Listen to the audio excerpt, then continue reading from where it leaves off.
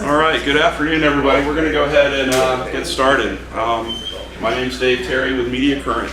Just kind of go over a little bit of a intro.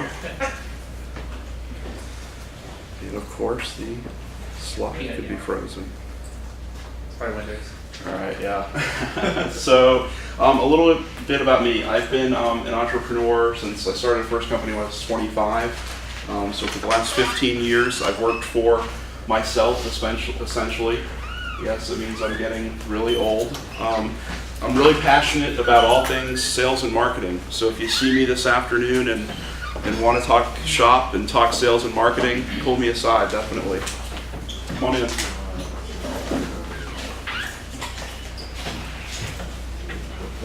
You guys haven't missed much. This is the first slide.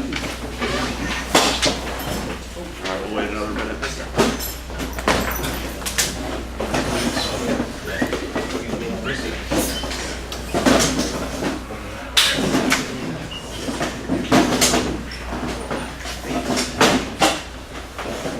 One more down if you want.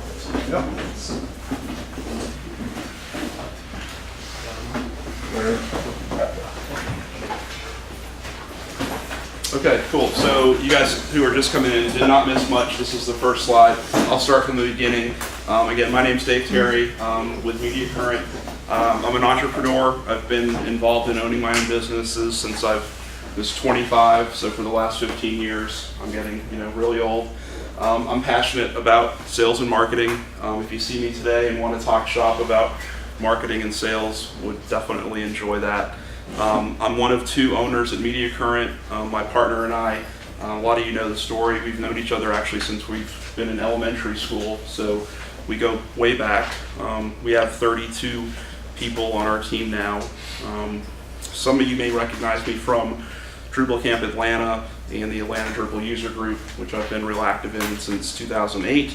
And I'm also a very big Drupal and just open source evangelist. So, getting into the lessons, I'm going to go in reverse chronological order to kind of build suspense. Number 6. This is, come on in. The more you give, the more you will get back. So one of my favorite speakers of all time was somebody named Zig Ziglar. Does anybody remember who knows Zig Ziglar? All right, cool. So he's probably one of the more famous salespeople of our generation. He just actually passed away in his 80s, but he was an international speaker. He wrote a number of books on sales. And Zig Ziglar's number one tip, his number one piece of advice for people who were starting out in business or new to sales was that the best way to acquire new business is to give business away. And people would always look at him like he was crazy. Like, what do you mean? The best way to get business is to give it away? So let me explain kind of what he meant. John, right? Yep, cool. So if John and I were networking and I'd consistently call John and say, John, hey, it's Dave with Media Current. I've got a lead for you that's not a fit for us, but I think it'd be a good opportunity for you. It's more in your geographic proximity.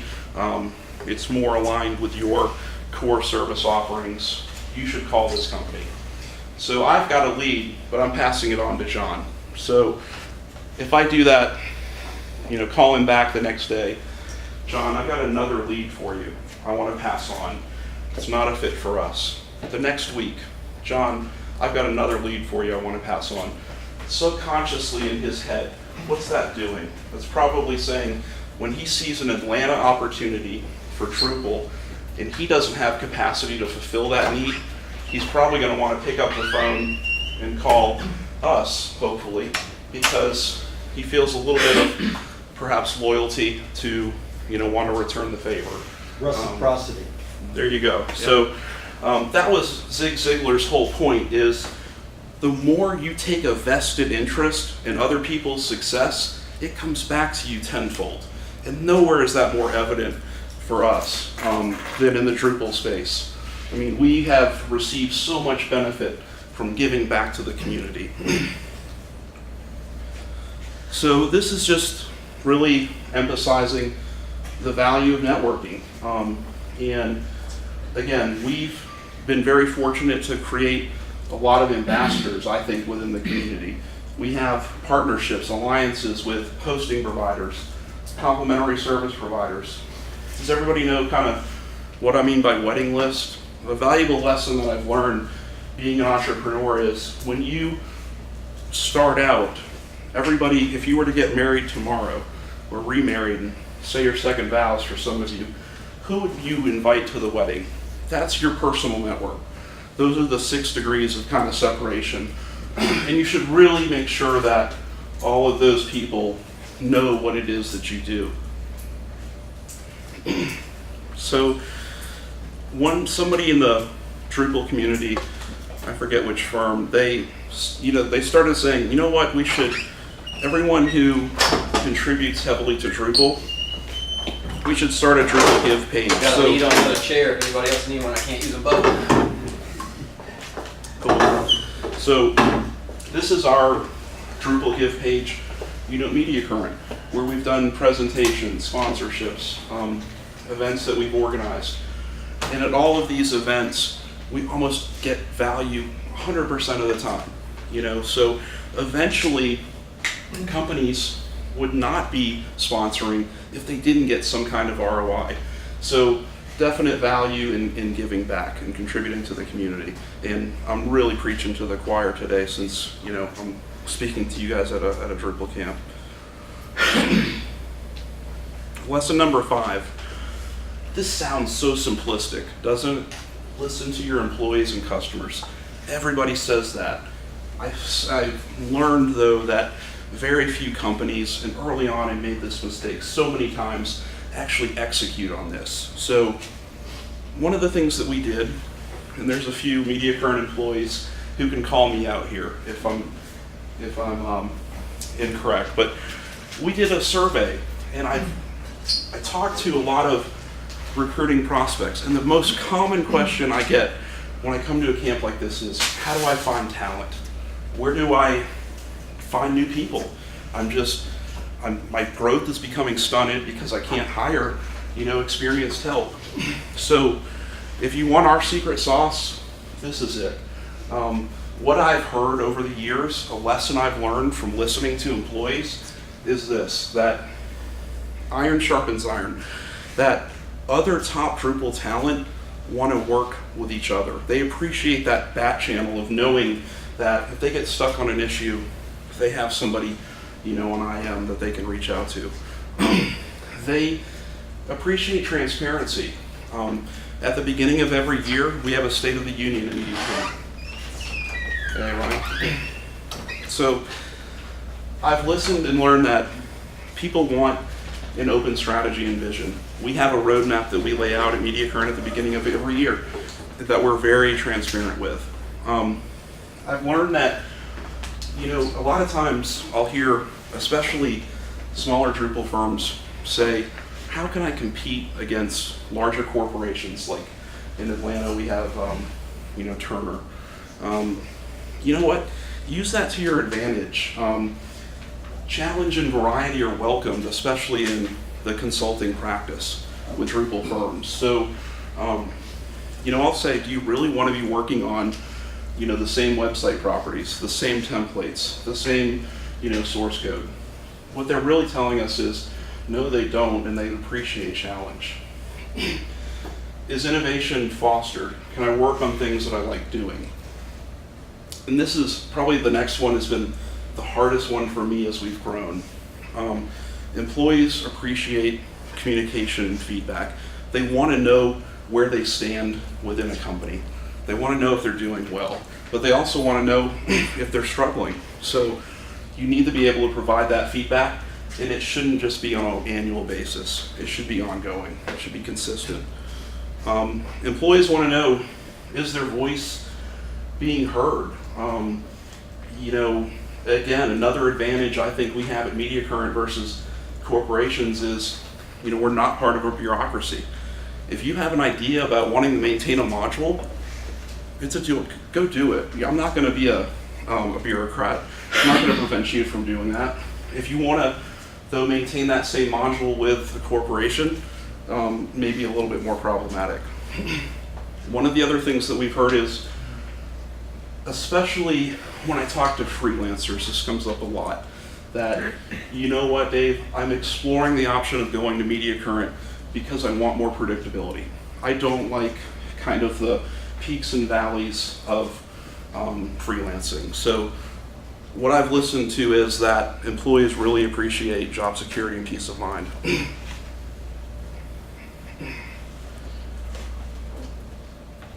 One of the other things we did at Media Current this year, we're about to roll this out on Tuesday, is we just finished up polling 12 of our customers. We wanted to know what their perception of us was. And when you go out and get customer feedback, it's extremely important to not just pick up the phone and say, hey, we just wrapped up this project with you, how'd we do? They're not going to give you unfiltered feedback. You know, it's kind of like asking, you know, the how you doing question, you know, in the middle of the afternoon. People aren't going to open up to you. But if it's from a third party and unfiltered, we found that the feedback is a lot more productive for us. And perception is reality. Lesson number 4. Create scalable processes. Whew, this was another really tough one. As an entrepreneur, as an owner, a founder, I found myself, everything was running through me in the company. Sales, operations, marketing, wanted my hands on quality control, every piece of the business. As we've grown though, I found that's just not scalable. So this is just a tip. One of the things that we did at Media Current is create a Media Current library. It's just an intranet where we asked the 10 department heads, sales, operations, development, design, to create the 10 processes that they find themselves using more often than anything else. So they were challenged with this and responded great. So Dante he's our creative director, he created the 10 processes that he found himself using more often than not on every project. So this sort of became the Media Current way. And this, I just pulled a screenshot, but this is an example of one of the design kind of categories. One of the other things that I think your clients pay for is your processes. They want to be able to leverage the takeaways from your other engagements. So one of the other things that we've done at Media Current is create a Drupal functional spec document. A lot of you probably have something similar. This is just something that we do during the discovery phase. We go through an in-depth documentation period, and this is just a cover sheet from that. But templates like this, 90% of this is templatized. So when we go down to when we talk to a client, only 10% of the information actually has to be customized. Because when you're growing, you're going to find yourself repurposing a lot of the same information over and over again. And if you don't create scalable processes, it'll be, you'll be an extremely inefficient company.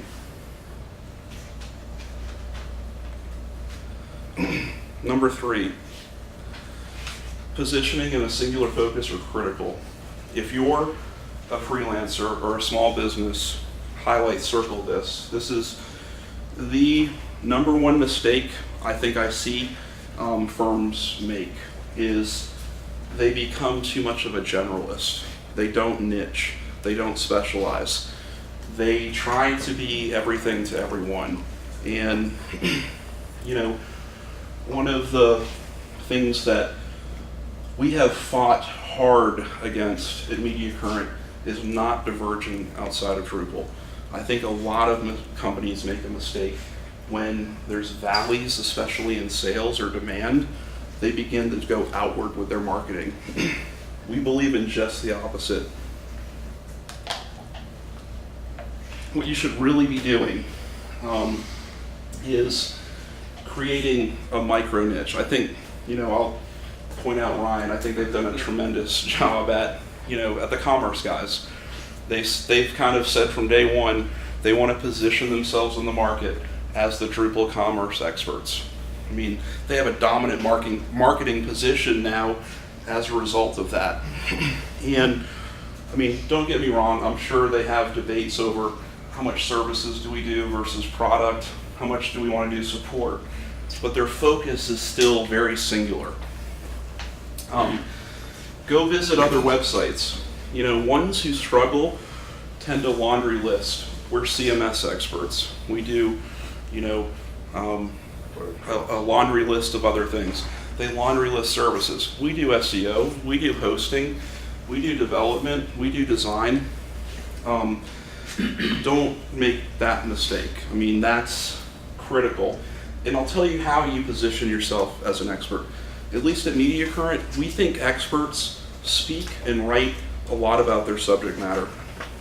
So this has probably fluctuated some, so don't quote me. This is about a 1 year, year and a half sampling. We blog a lot. I don't know if anybody follows us on Planet Drupal. We've given over 35 industry presentations. We drafted 4 white papers. In Atlanta alone, we've organized 45 Drupal events. We're very active in the camp and the meetup. We've done 2 Drupal business summits. And we have, on average, each person on the team has been involved in the Drupal community over 5 years. It's a really long time. This is from this is actually from DrupalCon Denver, but if anyone went to the camp last year, this ended up being the biggest open source software event on the East Coast. I mean, we had over 600 people registered for our business summit and for our camp, and we literally started, and I see Steve Birch in the back of the room, in a restaurant in Alpharetta. There was probably 4 or 5 of us in 2008, and it has exploded to this. So this is exciting. This is how you position yourself as an expert, and it's doable. We had limited resources and capital when we were organizing these, but we had time. We had sweat equity to be able to put into this. And again, we're seeing the return, we're seeing the value. One of my favorite companies to research, and it is for a lot of professors and consultants, is Southwest Airlines. They're a very kind of head-scratching company, and they are because the airline industry has been extremely tumultuous. I mean, since 9/11, you guys know that. When I was traveling here today, I mean, I couldn't believe the Atlanta terminal. There's maybe 6 carriers who have, a name now at the Atlanta airport. Just the amount of bankruptcy and consolidation and everything that's taken place has been pretty astonishing. There's been one airline, though, the last 20 years that's been profitable, and it's been Southwest.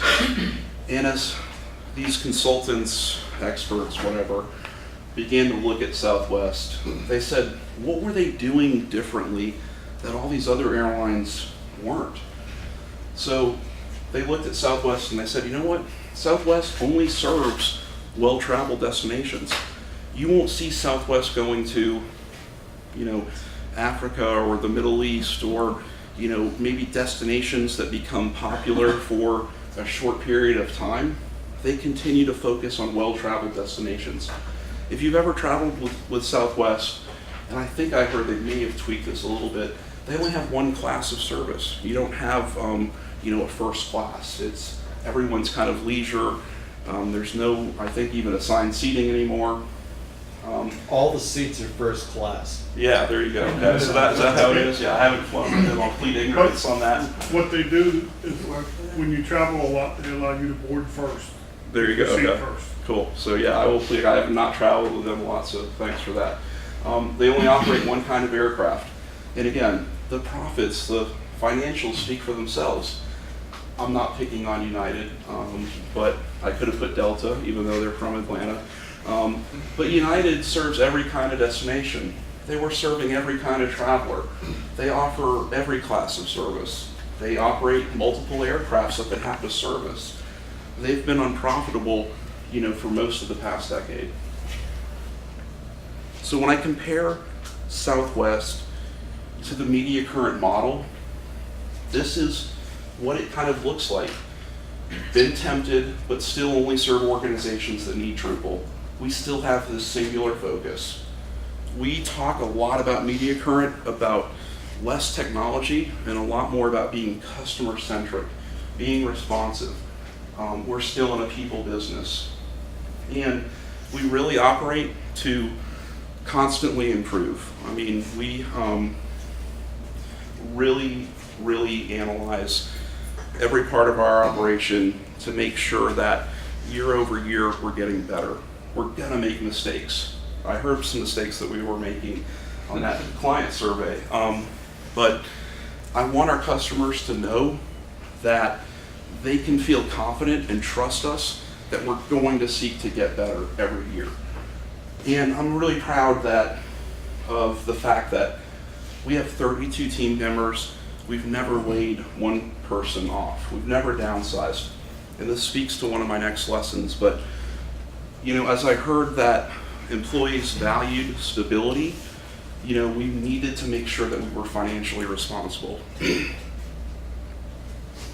So, lesson number 2 that I have learned, a valuable lesson, is to keep sales ahead of delivery. And this is probably the most debatable lesson, because I've heard other consultants especially tell startups to, it's better to over-deliver to a smaller subset of customers than to over-promise and build up references from there. I think that's nice in theory, but one of our philosophies at Media Current has always been to keep sales one step ahead of delivery. And it goes back to that point that I was just talking about, that if my team wants stability, I have to make sure that we have enough sales in the pipeline in order to achieve that. One of the biggest mistakes I've seen firms make is they put way too much psychological investment in too few deals. Think about that. I'm not picking on Ryan, I promise, but if commerce guys had all of their eggs in one RFP basket and they didn't diversify, and man, we're counting on this RFP to come through in order to keep our 10 technical guys busy next quarter, that's not a good position to be in. You're giving up way too much control, you're way too psychologically tied to one RFP. This is also simply with customer concentration. If you get too much revenue from too small of a subset of customers, that's a dangerous situation to be in. What's the stat that you never want? You want your customer diversification to look like something like no more than any one of them being 5%. So that's why they're talking about that, to make sure that sales stays way ahead of delivery. So how do we do that at Media Current?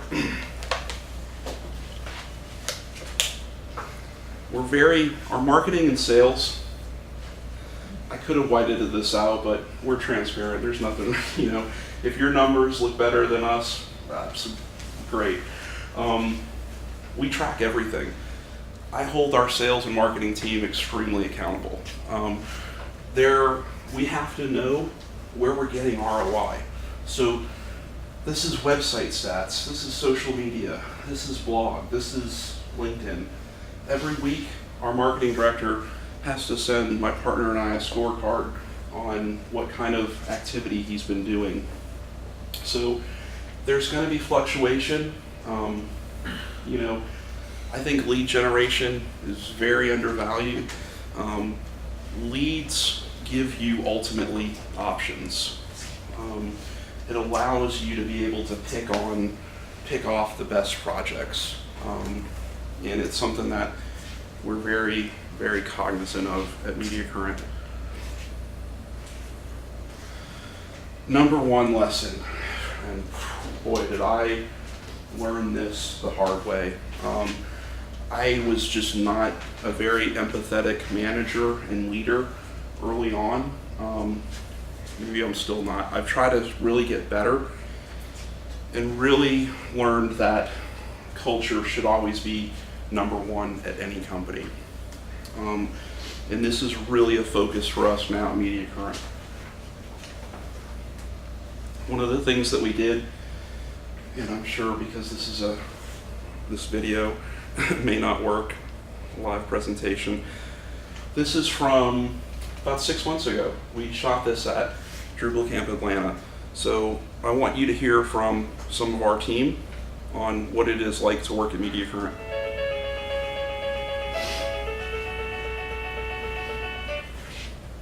Sorry.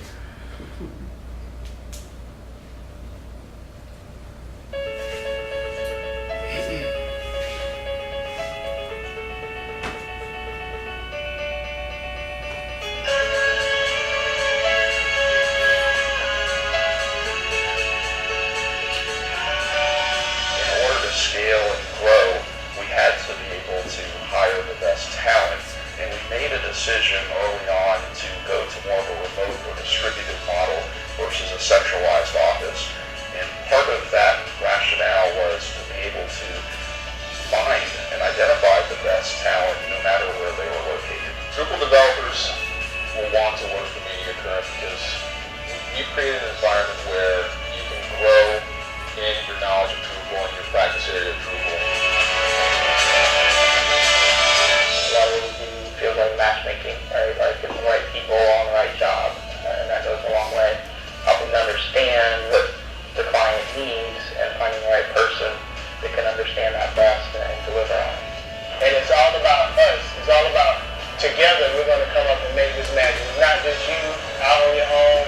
You have a group and support group. So that's really something that we pride ourselves on. Well, one of the things that was really important to me when I was looking for a Drupal shop to work for was a company that was not only like really organized, had a good team of people, but also allowed me to work remotely.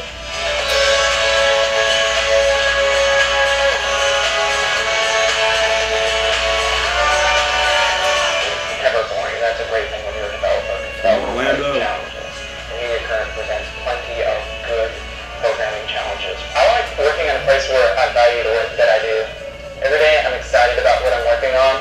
I think a lot of marketing directors wish that they had more buy-in and participation within the organization. And I can honestly say 100% of the teammates at Media Current from the top down have not only supported but contributed to the marketing efforts.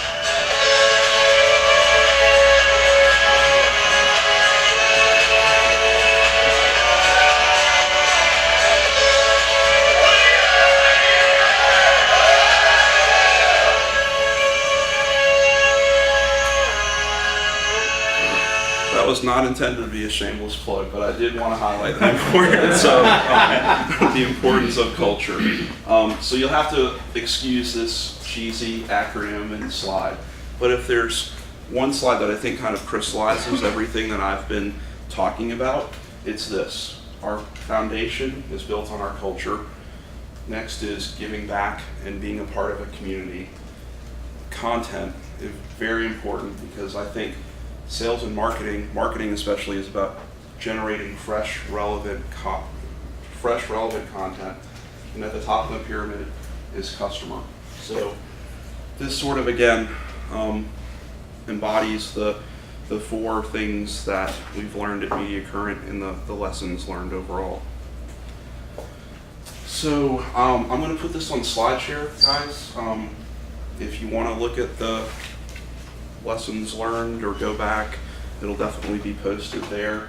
And I wanted to purposely leave time to be able to make sure that I answer any questions that you guys have that maybe I didn't cover. Yeah. You said that it was, you sort of learned it the hard way, that culture was so important. What were some of the hard lessons? Yeah, so it's a good question. It's the question is, learned culture's really important the hard way. I wasn't very empathetic. I used to think that if somebody wasn't working weekends and long hours, that they should be. I mean, come on, we got to keep the lights on. We got to keep things running. I mean, why aren't you wanting to work, that hard? And I didn't relate well to people, and I realized that developers especially, maybe a little quirky, but there's a lot of legitimacy around, needing focus time and needing to concentrate and not be, disruptive. And learned a lot about just the whole distributed remote model and how that's predicated around really ultimately trust. I mean, that's really what it comes down to. And honestly, didn't always trust my team, or when I was an entrepreneur starting out, are they really kicking back, watching TV, and it just became though an understanding that if you have good processes in place, and one of the interesting things is, especially about a remote model, is the team tends to self-police themselves. If Derek's working on a deliverable and a themer needs it, he's going to be the one accountable for why he didn't have his part of the project done. It's not going to be me coming down on him. It's going to be, Kendall asking, hey, what's going on with the development over there? You said you've been working locally for 4 hours and I haven't seen anything, So that's probably, one of the bigger things that, I learned about, the importance of culture, is that just to kind of back off, balance and that whole part of it is extremely important. And again, early on, I didn't probably appreciate that as much. Yep. You said that you started MediaCurrent with a friend of yours, and you indicated that you're in sales and marketing. I understand that. What skill sets did he bring to the table that allowed you to start MediaCurrent? And then my second question is, are you a developer? Do you have a technical background? Did you grow into that at all, or have you not even done that? No, and so, my partner is very talented, a lot more talented than me. He's an award-winning designer. He has a master's degree in medical illustration, actually, so he was working with WebMD. And he was also a very talented self-taught programmer. But he was reaching an inflection point in his career because he was freelancing, where he either needed to expand or grow. And that's a skill set that he had appreciated from me because I had organically grown another small business, and he was encountering a lot of the same growing pains and issues that I was, and he frankly didn't like doing, the operations and sales and marketing side as much. And no, I've never written a line of code. And I think one of the questions that come up a lot is, how do you contribute to Drupal if you're not technical, if you're not a programmer? And probably one of the things I am proud of is maybe the small part that I've played in helping build up Atlanta, the Atlanta community. And that really was offering a skill set around, cat herding and bringing people together and networking. And, that has, though, a trickle-down effect on the whole ecosystem. When I'm really proud that our state did a huge migration to Drupal, 60+ agencies. They're now hiring more Drupal programmers. They're needing Drupal training. So you don't necessarily have to be a developer to make a big impact. If kind of part of your question is, kind of the whole partnership, how do you go about finding a partner? I totally recommend it. I have a ton of respect for founders who are 100% owners. I mean, honestly, I don't see how they don't divide and conquer and divvy up responsibility. If you are 100% owner, I would challenge you to probably give up equity to a core group of people who you want to retain. That's another thing that we did at Media Current. We divested 10% of the company last year in the event of a liquidation. So now everybody's owners. We give shares out, annually. And our logic was, it's so much better to be a 30% owner of something than 100% owner of something that you never are able to relinquish control of. Great, you're 100% owner and you went bankrupt, what's wrong with that picture? So, I definitely encourage you. We lucked out because my partner and I have known each other a while, but would definitely encourage those who want to grow a business to find a partner or partners, definitely. What corporate structure did you adopt when you first started, and are you using the same one now? And if not, what are you using now? LLC or S Corp?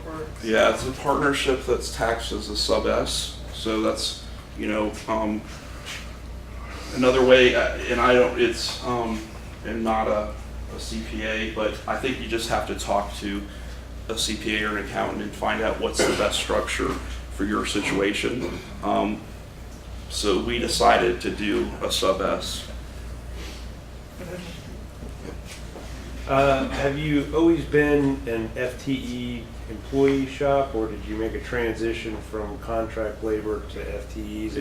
And what was the tipping point? Yeah, that's a really good question. And that's one I get a lot of too. The question is, do you bring on, if you start to grow, do you bring on 1099s or hire everybody full time?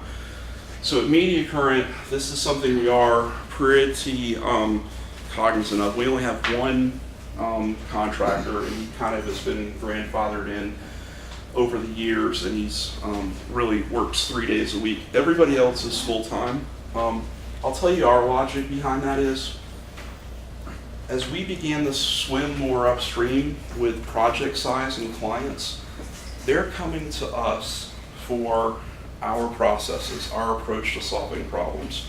I think it's really hard to do that.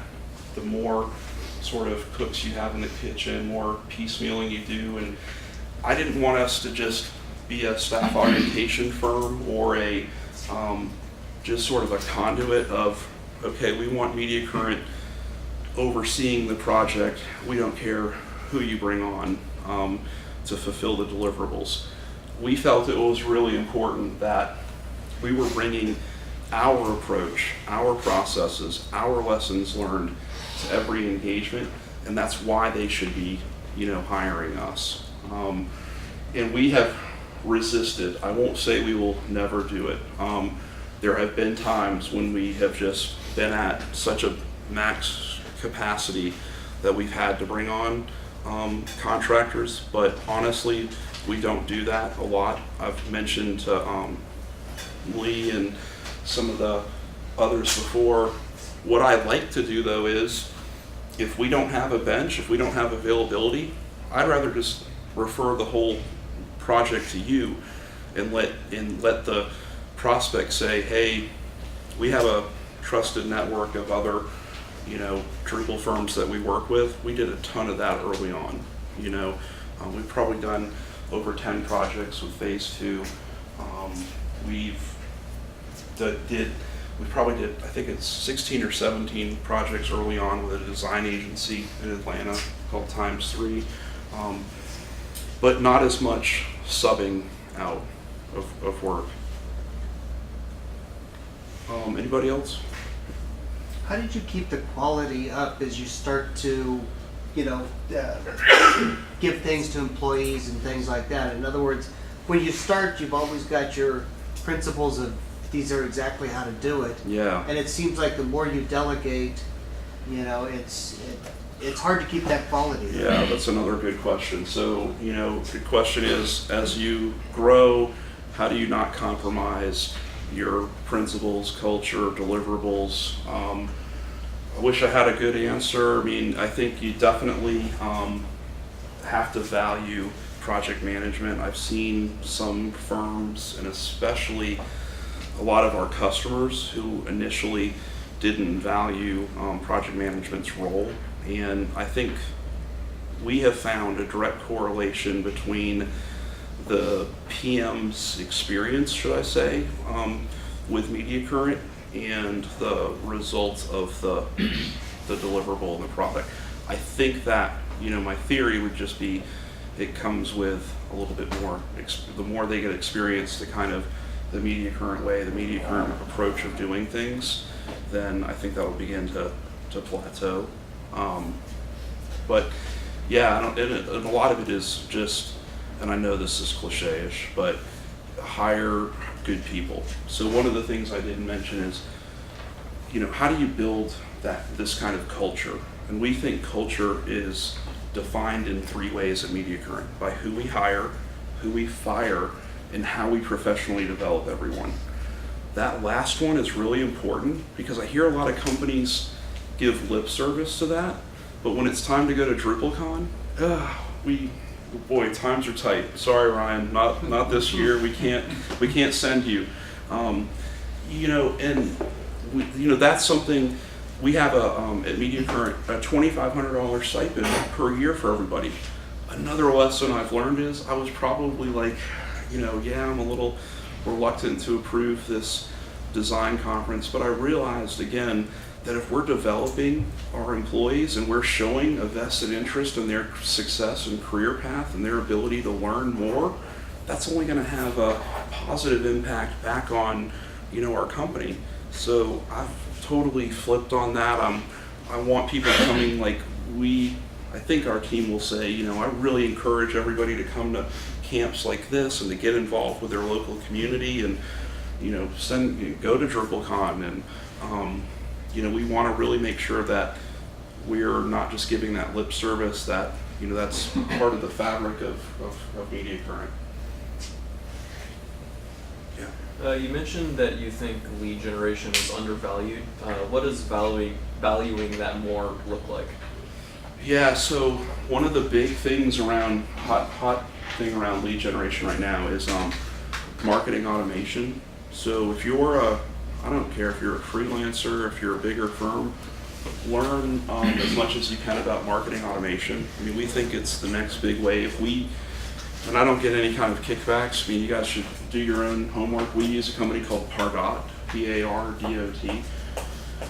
So lead generation, I think, our strategy around lead generation is almost entirely driven by our inbound marketing.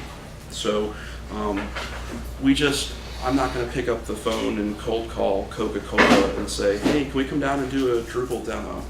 What I have to do, though, is we have to get Coca-Cola on the hook during their evaluation process. And when they're going out and evaluating CMSs, and they see, Ryan's kick-butt demo on commerce, and they want to, and they're looking at that as an option, guess what? Because Ryan's probably, positioned himself as Mr. Commerce and does these demos and webinars and things like that, he's going to be at top of mind for that buyer. And I think that's really what lead generation is all about. And lead generation is important because you'll hear this a lot in sales. It gives you the ability to say no. It gives you the ability to say next. The whole purpose of lead generation, again, is to have options. So if we have 10 leads come in and we can pick and choose which of those leads we want to pursue, man, that's the cat's meow. That's where we want to be, is that kind of position in the market. And that's part of why you're doing the white papers too, right? You're establishing your expertise, but then you put it behind an email wall so that you can actually track the number of deliveries. Absolutely, yeah. I mean, we have it down to, and I know this isn't trying to be big brothers, but we have the ability for Pardot to send us a daily site visitor report. So I know if a federal agency in Washington has hit our site. I know if somebody Googled Drupal 7 evaluation, and it comes back to us. That's powerful data that we can, leverage. Anybody else? right, thanks a lot, guys. I really appreciate your time.